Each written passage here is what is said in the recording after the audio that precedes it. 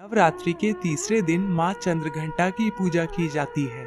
माँ दुर्गा का तीसरा रूप चंद्रघंटा अलौकिक वस्तुओं के दर्शन कराता है। यह स्वरूप बहुत आकर्षक, कल्याणकारी और शांति प्रदान करने वाला है। इस स्वरूप में देवी के माथे पर घंटे के आकार का अर्धचंद्र है, इसलिए इन्हें चंद्रघंटा कहा जाता है।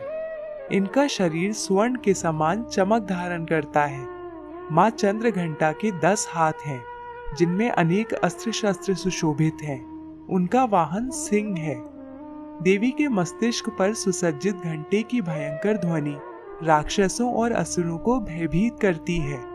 मान्यता है कि यदि माँ चंद्रघंटा की पूर्ण विधि विधान से पूजा अर्चना की जाए तो यश और सम्मान की प्राप्ति होती है।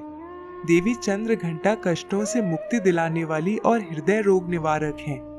यह भी कहा जाता है कि माता चंद्रघंटा की आराधना से भक्तों को पिछले जन्मों के भी पापों से मुक्ति मिलती है।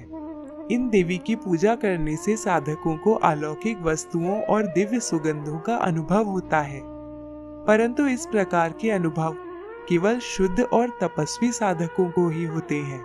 इसलिए स्वच्छ शरीर और पवित्र मन और हृदय से देवी की आराधना कर माँ से आशीर्वाद प्राप्त करना चाहिए।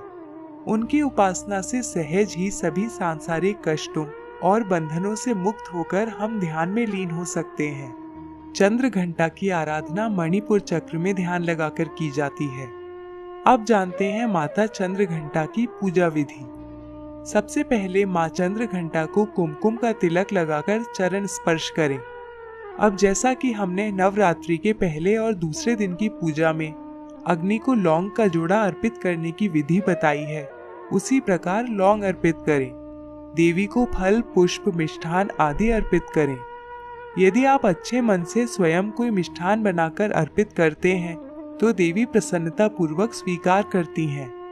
प्रयास करें कि नवरात्रि में प्रतिदिन कुछ घर के बने हुए मिष्ठान का भोग लगाएं।